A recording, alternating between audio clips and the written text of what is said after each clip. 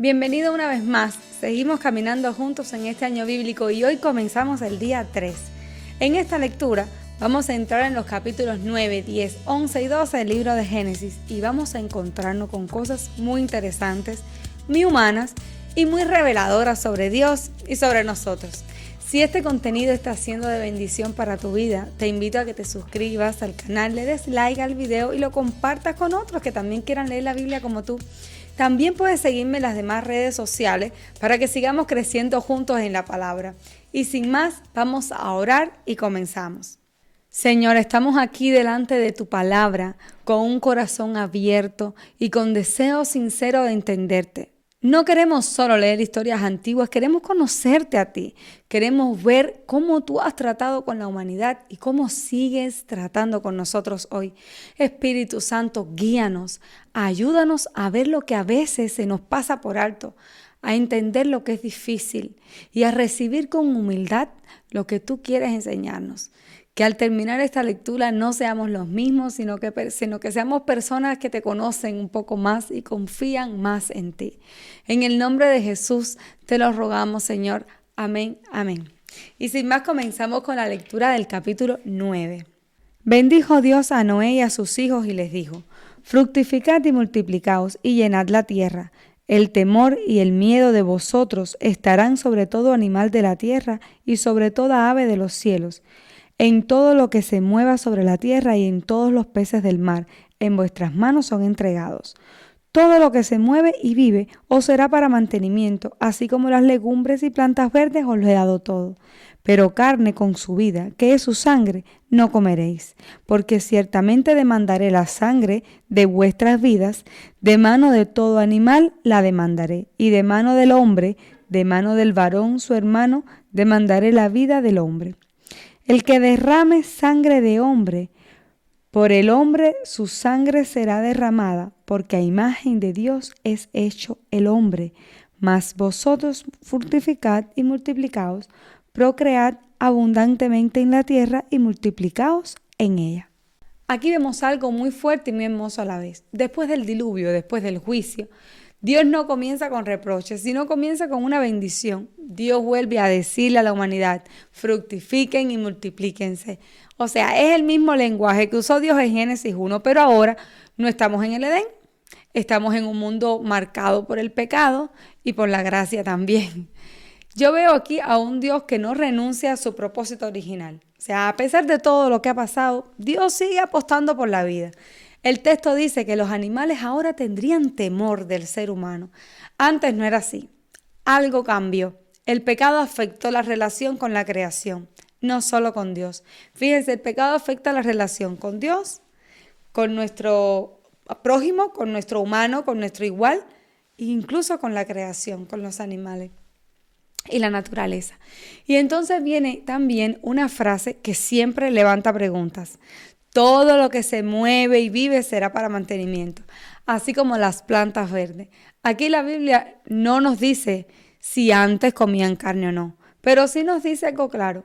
Aquí Dios lo autoriza de una manera explícita, o sea, estamos en un mundo distinto, más duro, más hostil, y Dios permite algo nuevo para sostener la vida. Pero inmediatamente pone un límite: carne con su sangre, o sea, carne con su vida, que de su sangre no comeráis. ¿Por qué? Porque desde aquí Dios nos está enseñando que la vida no es algo común, la vida le pertenece a Él. Más adelante en Levítico, Dios lo va a explicar con más claridad, diciendo que la vida está en la sangre, pero el principio ya está sembrado aquí desde Génesis. O sea, Dios permite, pero también educa. Y habló Dios a Noé y a sus hijos con él diciendo: he aquí, yo establezco mi pacto con vosotros y con vuestros descendientes después de vosotros, y con todo ser viviente que está con vosotros, aves, animales y toda bestia de la tierra que está con vosotros, desde todos los que salieron del arca hasta todo animal de la tierra. Estableceré mi pacto con ustedes, y no exterminaré ya más toda carne con agua de diluvio, ni habrá más diluvio para destruir la tierra. Y dijo Dios: esta es la señal del pacto que yo establezco entre mí y vosotros y todo ser viviente que está con vosotros por siglos perpetuos. Mi arco he puesto en las nubes, el cual será por señal del pacto entre mí y la tierra.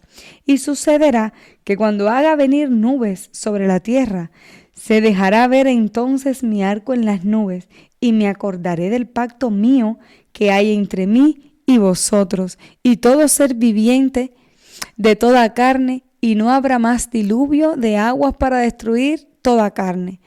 Estará el arco en las nubes, y lo veré, y me acordaré del pacto perpetuo entre Dios y todo ser viviente, con toda carne que hay sobre la tierra. Dijo pues Dios a Noé: esta es la señal del pacto que he establecido entre mí y toda carne que está sobre la tierra. Aquí Dios hace un pacto. Y no solo con Noé, es con nosotros también, con toda la humanidad, con toda la creación. Este pacto nos incluye a nosotros hoy. La señal del pacto es el arco iris.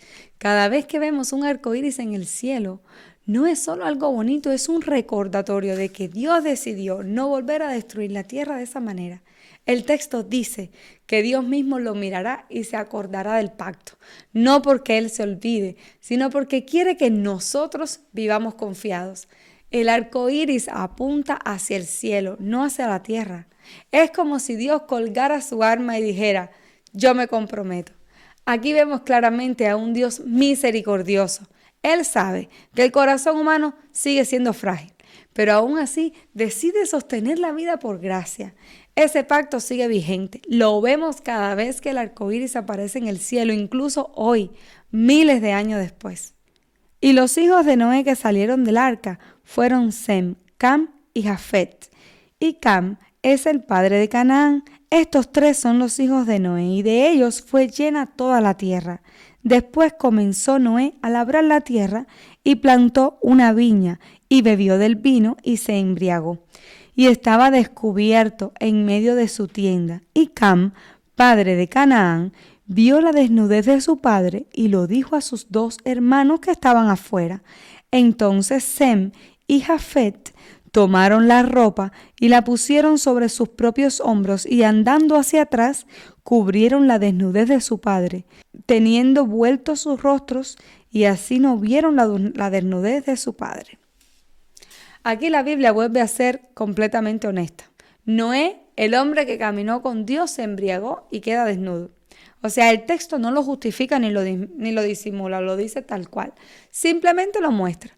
Y aquí viene la escena familiar que incomoda. Cam ve la desnudez de su padre y no actúa con respeto. Él no intenta cubrirlo, no protege su dignidad, lo expone. Va donde están sus hermanos y lo cuenta. En cambio, Sem y Jafet hacen todo lo contrario. Entran de espaldas y cubren a su padre sin mirarlo. Aquí yo aprendo algo muy serio. Honrar no significa negar el pecado, pero tampoco significa exhibirlo, y menos con burla. Dios toma muy en serio cómo tratamos a nuestros padres y la autoridad, incluso cuando fallan. Esto no es una escena ligera, aquí se revela el corazón. Y despertó Noé de la embriaguez y supo lo que había hecho su hijo más joven, y dijo: maldito sea Canaán, siervo de siervo será a sus hermanos. Dijo más: bendito por Jehová, mi Dios sea Sem, y sea Canaán su siervo. Engrandezca Dios a Jafet, y habite en las tiendas de Sem, y sea Canaán su siervo. Y vivió Noé después del diluvio 350 años, y fueron todos los días de Noé 950 años, y murió. Cuando Noé despierta, el texto dice que sabe lo que su hijo había hecho. O sea, esto no es una reacción impulsiva. Noé pronuncia palabras que tienen peso profético. Y algo muy importante, Noé no maldice directamente a Cam, sino a Canaán, su hijo, su descendencia. El texto no explica todo aquí. Pero más adelante, cuando leamos la historia de los cananeos en los libros históricos, veremos que esta línea desarrolló prácticas profundamente corruptas. O sea, no es una maldición racial ni arbitraria, es una declaración moral y profética. Aquí entendemos algo muy fuerte. Las actitudes del corazón no se quedan en un momento, forman caminos, forman cultura y forman generaciones. Génesis 9 no nos muestra una humanidad perfecta después del diluvio. Nos muestra que el pecado sigue ahí, pero también nos muestra a un Dios que bendice, que pone límites, que hace pactos y que sigue caminando con nosotros a pesar de nuestras fallas. Vamos a ver qué nos trae Génesis 10. Estas son las generaciones de los hijos de Noé: Sem, Cam y Jafet, a quienes le nacieron hijos después del diluvio. Los hijos de Jafet: Gomer, Magog, Madai, Jubán, Tubal, Mesec y Tiras. Los hijos de Gomer: Askenaz, Rifat y Togarma. Los hijos de Javán: Elisa, Tarsis, Kitim y Dodanim. De estos se poblaron las costas, las cuales según su lengua, conforme a sus familias en las naciones. Este capítulo parece a primera vista solo una lista de nombres, pero en realidad es una de las claves para entender cómo se formó el mundo después del diluvio. Aquí la Biblia nos está diciendo algo muy importante. Todos venimos de una misma familia. No hay razas superiores ni inferiores.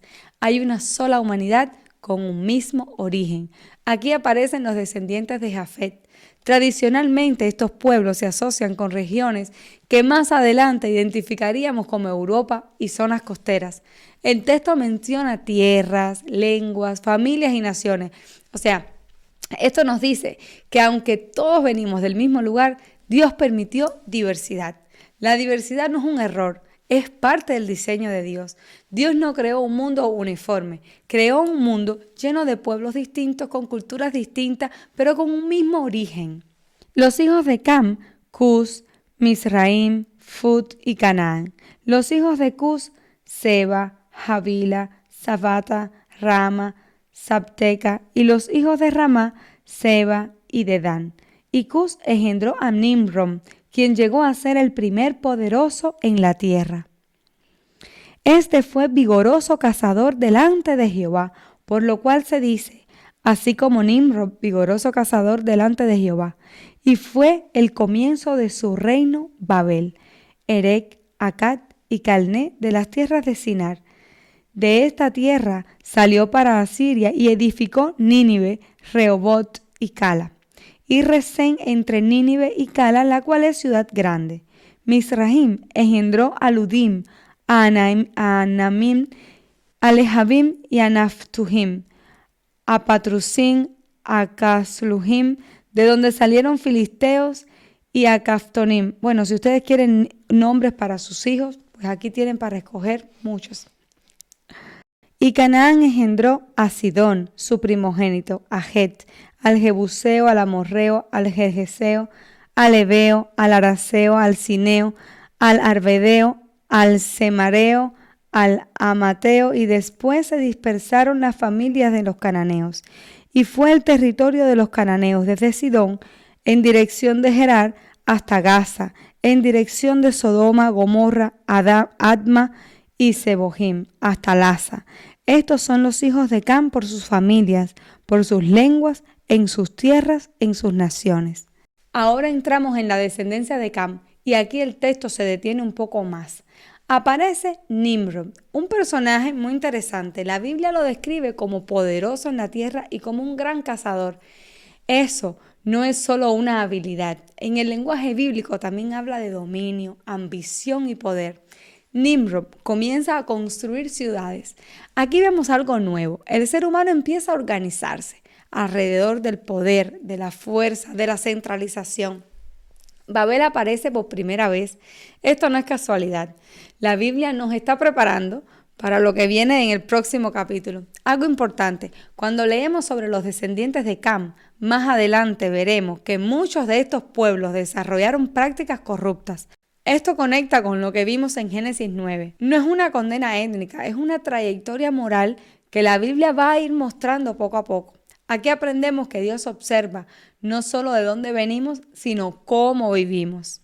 También le nacieron hijos a Sem, padre de todos los hijos de Eber y hermano mayor de Jafet. Los hijos de Sem fueron Elam, Asur, Arfaxad, Lud y Aram. Y los hijos de Aram, Uz, Ul, Geter y Mas. Arfaxad engendró a Sala y Sala engendró a Eber. y Eber nacieron 2 hijos. El nombre de uno fue Peleg, porque en sus días fue repartida la tierra, y el nombre de su hermano Joctán. Y Joctán engendró a Almodad, Selef, Azar-Mabet, Gera, Adoram, Uzal, Dicla, Obal, Abimael, Seba, Ufir, Avila y Jobab. Todos estos fueron hijos de Joctán, y la tierra en que habitaron fue desde Masa, en dirección a Sefar, hasta la región montañosa del oriente. Estos fueron los hijos de Sem por sus familias, por sus lenguas, en sus tierras, en sus naciones. Estas son las familias de los hijos de Noé por sus descendencias en las naciones, y de estos se esparcieron las naciones en la tierra después del diluvio. Ahora aparece Sem y aquí la Biblia vuelve a frenar un poco el paso, porque de esta línea vendrá algo muy importante. De Sem saldrá el pueblo hebreo y más adelante la historia de salvación. El texto menciona a Peleg y dice que en sus días la tierra fue repartida. Esto es una pista directa de lo que veremos en el capítulo 11. Génesis 10 nos da el resultado, Génesis 11 nos contará el proceso. Aquí vemos algo hermoso.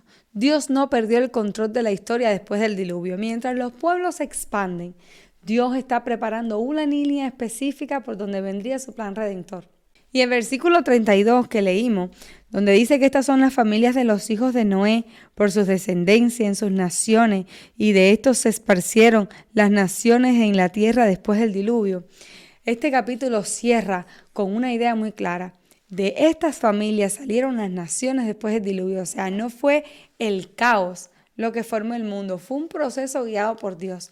Para mí, Génesis 10 nos recuerda algo muy importante. Somos distintos, hablamos distintas lenguas, venimos de lugares distintos, pero tenemos un mismo origen y un mismo creador. La diversidad no es enemiga de Dios. El orgullo, sí. Y eso es justamente lo que vamos a ver ahora en el capítulo 11.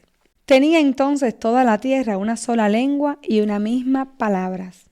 Y aconteció que cuando salieron del oriente, hallaron una llanura en la tierra de Sinar, y se establecieron allí, y se dijeron unos a otros: vamos, hagamos ladrillo y cozámoslo con fuego. Y les sirvió el ladrillo en lugar de piedra y el asfalto en lugar de mezcla. Y dijeron: vamos, edifiquémonos una ciudad y una torre, cuya cúspide llega al cielo, y hagámonos un nombre, por si fuéramos esparcidos sobre la faz de la tierra. Aquí el texto nos dice algo clave desde el inicio. Toda la tierra tenía una sola lengua y unas mismas palabras. Ay, con eso lucho cada día yo, con las lenguas. Eso suena bonito, suena unidad, pero muy pronto nos damos cuenta de que la unidad no siempre es sinónimo de obediencia. La gente decide establecerse, construir una ciudad y una torre. ¿Y para qué? El texto lo dice claramente: para hacernos un nombre. Aquí está el corazón del problema. No es una torre en sí, o sea, no es una tecnología en sí, no es la organización, es la motivación. Dios había dicho: fructificad y llenad la tierra, pero ellos dicen: no, mejor nos quedamos aquí, centralizamos nuestro poder, estamos seguros y nos hacemos famosos. Aquí no vemos dependencia de Dios, vemos autosuficiencia. No quieren que Dios sea su nombre, quieren hacerse un nombre ellos mismos. Y algo importante, la torre no era para llegar al cielo literalmente. Era una manera de decir: no necesitamos a Dios para trascender. Eso es lo que está detrás. Y descendió Jehová para ver la ciudad y la torre que edificaban los hijos de los hombres. Y dijo Jehová: he aquí, el pueblo es uno, y todos estos tienen un solo lenguaje, y han comenzado la obra, y nada les hará desistir ahora de lo que han pensado hacer. Ahora pues, descendamos. Fíjense, descendamos, plural. ¿Con quién estaba hablando Dios? ¿Con quién iba a descender Dios? Aquí vemos una manifestación de la deidad. Descendamos y confundamos allí su lengua, para que ninguno entienda el habla de su compañero. Así los esparció Jehová desde allí sobre la faz de toda la tierra, y dejaron de edificar la ciudad. Por esto fue llamado el nombre de ella Babel, porque allí confundió Jehová el lenguaje de toda la tierra, y desde allí los esparció sobre la faz de toda la tierra. Este detalle siempre me llama la atención. El texto dice que Dios descendió para ver la ciudad y la torre. No porque Dios no vea desde arriba, sino porque la Biblia usa este lenguaje para mostrarnos que Dios se involucra personalmente en lo que está pasando. Dios ve que el problema no es solo una torre, es una humanidad unida. Sí, pero una unidad unida en el orgullo. Y aquí Dios interviene. No destruye la torre con fuego, no manda un diluvio, confunde las lenguas. ¿Por qué? Bueno, pienso que porque a veces la división es una forma de misericordia. Si Dios no interviene, el orgullo humano no tiene límites. La confusión del lenguaje frena un mal mayor. Aquí aprendemos algo importante. Dios no está en contra del progreso, pero sí está en contra del progreso que excluye a Dios. Y Babel se convierte en el símbolo de una humanidad que quiere llegar lejos sin Dios y termina dispersa. Estas son las generaciones de Sem. Sem, de edad de 100 años, engendró a Arfaxad 2 años después del diluvio, y vivió Sem después que engendró a Arfaxad 500 años y engendró hijos e hijas. Arfaxad vivió 35 años y engendró a Sala. Y vivió Arfaxad después que engendró a Sala 403 años y engendró hijos e hijas. Sala vivió 30 años y engendró a Heber. Y vivió Sala después que engendró a Heber 403 años y engendró hijos e hijas. Heber vivió 34 años y engendró a Peleg. Y vivió Heber después que engendró a Peleg 430 años y engendró hijos e hijas. Peleg vivió 30 años y engendró a Reú. Y vivió Peleg después que engendró a Reú 209 años y engendró hijos e hijas. Reú vivió 32 años y engendró a Serug. Y vivió Reú después que engendró a Serug 207 años y engendró hijos e hijas. Serug vivió 30 años y engendró a Nacor. Y vivió Segur después que engendró a Nacor 200 años y engendró hijos e hijas. Nacor vivió 29 años y engendró a Taré. Y vivió Nacor después que engendró a Taré 119 años y engendró hijos e hijas. Taré vivió 60 años y engendró a Abram, a Nacor y a Harán. Después de Babel, el texto parece cambiar de ritmo. Aquí pasamos del ruido de una ciudad al silencio de una genealogía. Pero esto no es un retroceso, es un enfoque. Aquí aparece la línea de Sem. Poco a poco vamos acercándonos a un nombre clave, Abraham. Mientras las naciones buscan hacerse un nombre, Dios está preparando a una persona a la que Él mismo le dará un nombre. Esto me encanta porque mientras el ser humano construye torres, Dios construye promesas. Estas son las generaciones de Taré. Taré engendró a Abram, a Nacor y a Harán, y Harán engendró a Lot. Y murió Harán antes que su padre Taré en la tierra de su nacimiento en Ur de los Caldeos. Y tomaron a Abram y Nacor para sí mujeres. El nombre de la mujer de Abram era Sarai, y el nombre de la mujer de Nacor, Milca, hija de Harán, padre de Milca y Isca. Mas Sarai era estéril y no tenía hijo. Y tomó Taré a Abram su hijo, y a Lot hijo de Harán, hijo de su hijo, y a Sarai su nuera, mujer de Abram, su hijo, y salió con ellos de Ur de los Caldeos para ir a la tierra de Canaán, y vinieron hasta Harán, y se quedaron allí, y fueron los días de Taré 205 años, y murió Taré en Harán.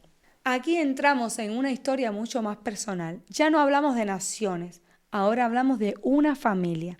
Abram, Sarai, Taré. Y aparece un detalle importante. Sarai era estéril. Esto no es casualidad. La historia de la salvación siempre comienza donde la humanidad parece imposible. Dios no elige a una familia poderosa, sino a una familia limitada. De hecho, el capítulo termina con una pausa. Abram todavía no ha recibido el llamado que va a cambiarlo todo, pero el escenario ya está listo. Dios está a punto de intervenir de una manera completamente nueva. El capítulo 11 nos enseña algo muy poderoso. Cuando el hombre busca su propio nombre, termina confundido. Cuando Dios decide intervenir, comienza una historia de redención. En el capítulo 12, Dios va a llamar a Abraham y a partir de ahí la historia ya no será sobre torres, sino sobre fe, promesas y obediencia. Pero Jehová había dicho a Abraham: vete de tu tierra y de tu parentela y de la casa de tu padre a la tierra que yo te mostraré. Y haré de ti una nación grande, y te bendeciré, y engrandeceré tu nombre, y serás bendición. Bendeciré a los que te bendicen, y a los que te maldicen maldeciré, y serán benditas en ti todas las familias de la tierra. Aquí ocurre un giro enorme en toda la Biblia. Dios deja de hablarle a la humanidad en general y le habla a una persona. Dios llama a Abraham por nombre y lo primero que le pide no es que construyas nada ni que conquistes nada, sino que sal de tu tierra, sal de tu parentela, de la casa de tu padre. Esto no es solo un cambio de dirección geográfica, es un cambio, es un llamado a confiar. Abraham no recibe un mapa, no recibe detalles, no recibe garantías, solo recibe una promesa: yo te mostraré. La fe empieza así, dando pasos sin ver todo el camino. Y entonces Dios hace una promesa impresionante.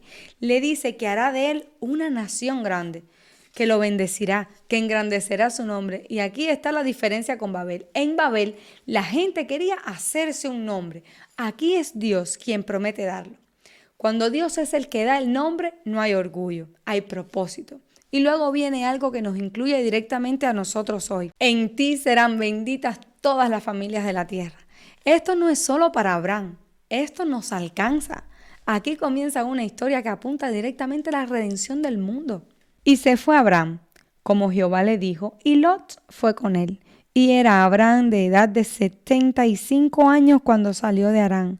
Tomó pues Abraham a Sarai su mujer y a Lot, hijo de su hermano, y todos sus bienes que había ganado y las personas que había adquirido en Harán, y salieron para ir a tierra de Canaán, y a la tierra de Canaán llegaron.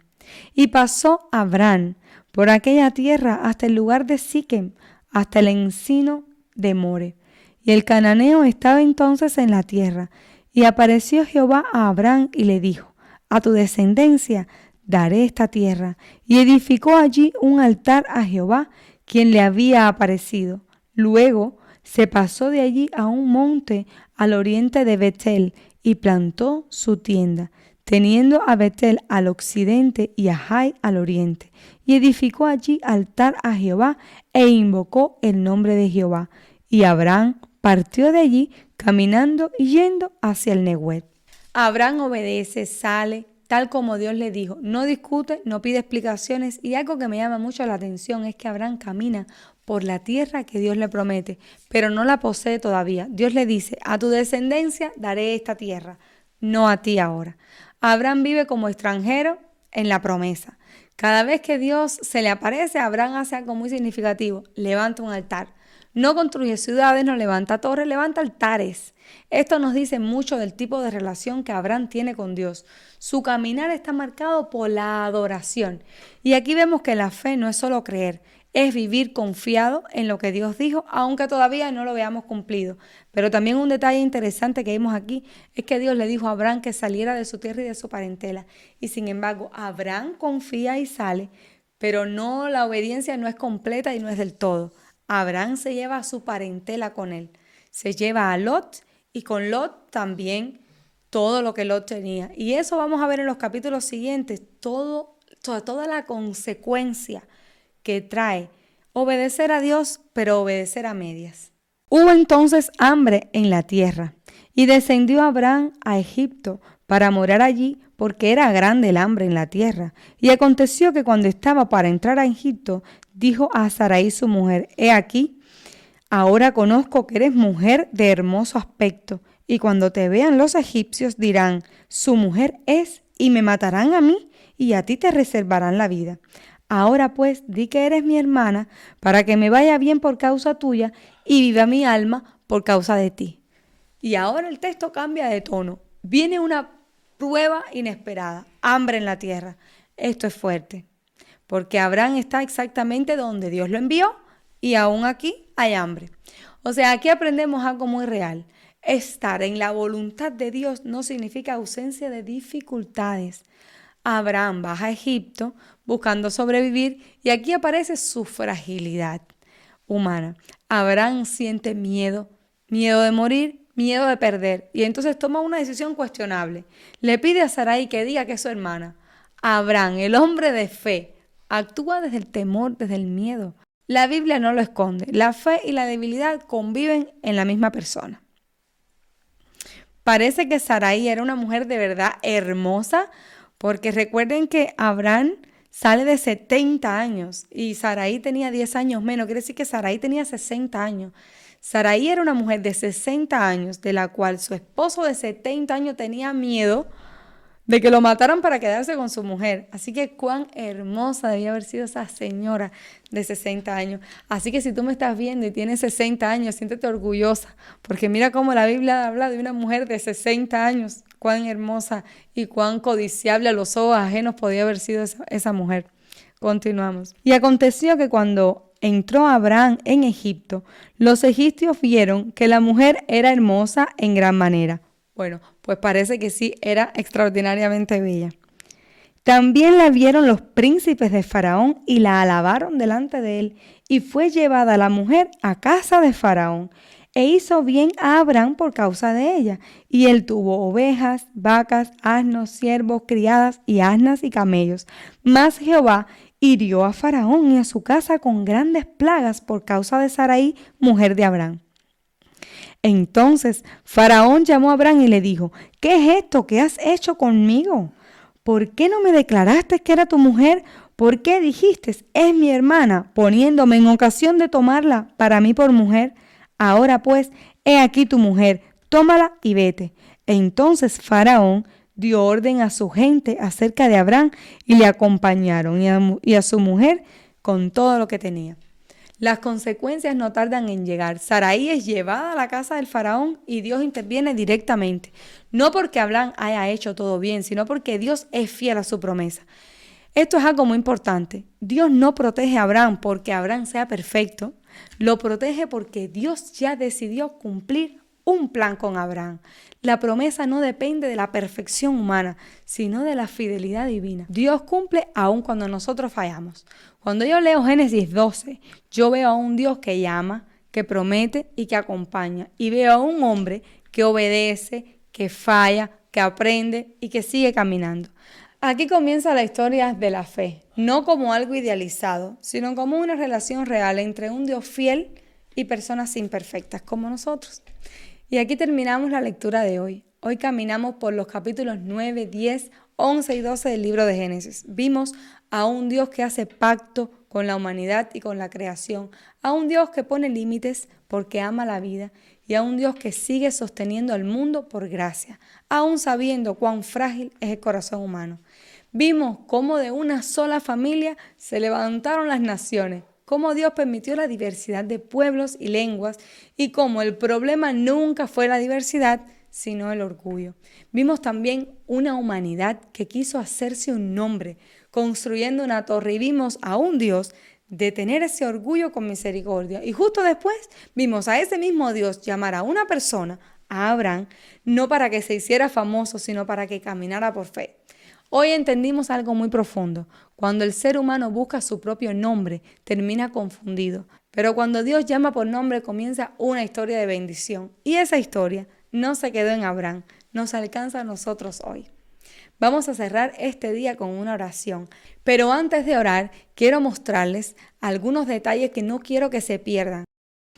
Si son partes de mi comunidad de TikTok, perfecto. Si no, no olviden entrar a TikTok, suscribirse y aquí mismo en TikTok, si ustedes se dan cuenta, aparece un link aquí. Este link también lo tengo acá abajo en la descripción del video de hoy, pero sobre ese link ustedes tocan y los va a llevar a una página web muy sencilla y muy fácil. En esta página web ustedes tienen los calendarios de este año que pueden descargar. También tienen los recursos digitales gratuitos que he preparado para ustedes. Dentro de estos recursos están mis notas personales de la Biblia, que los pueden tocar, y eso los va a llevar justamente a Google Drive.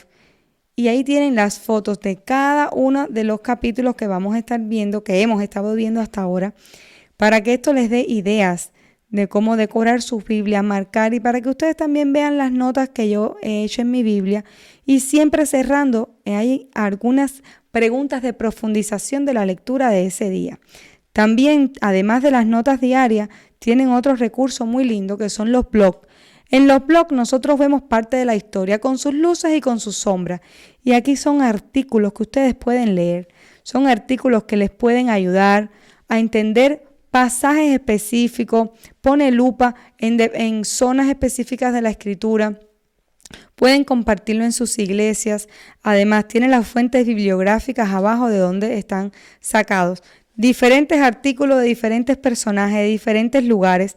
Hay uno aquí que justamente lo leímos hoy, que es sobre Ur de los Caldeos, que habla exactamente sobre la oración intercesora de Abraham, Ur de los Caldeos, Abraham y su llamado. Así que yo les aconsejo que le echen un vistazo al canal de TikTok y sobre todo a esta página web que pueden encontrar también acá abajo en la descripción del canal. Señor, gracias por tu palabra, porque en ella vemos tu paciencia, tu fidelidad y tu gracia. Gracias porque hiciste pacto con la humanidad, porque sostienes la creación y porque no nos dejaste a la deriva después del juicio. Gracias porque aún cuando el orgullo humano se levanta, tú sigues buscando corazones dispuestos a escucharte. Hoy te pedimos que nos guardes de construir nuestras propias torres, de buscar nuestro propio nombre y que nos des un corazón sensible a tu llamado, como el de Abraham, dispuesto a salir, a confiar y a caminar contigo. Enséñanos a vivir por fe, aun cuando no tengamos todas las respuestas, a levantar altares en medio del camino y a descansar en tus promesas, aun cuando todavía no las veamos cumplidas. Que mañana sigamos avanzando contigo con un corazón humilde, con ojos atentos y con la certeza de que tú sigues escribiendo historia con nosotros. En el nombre de Jesús, amén.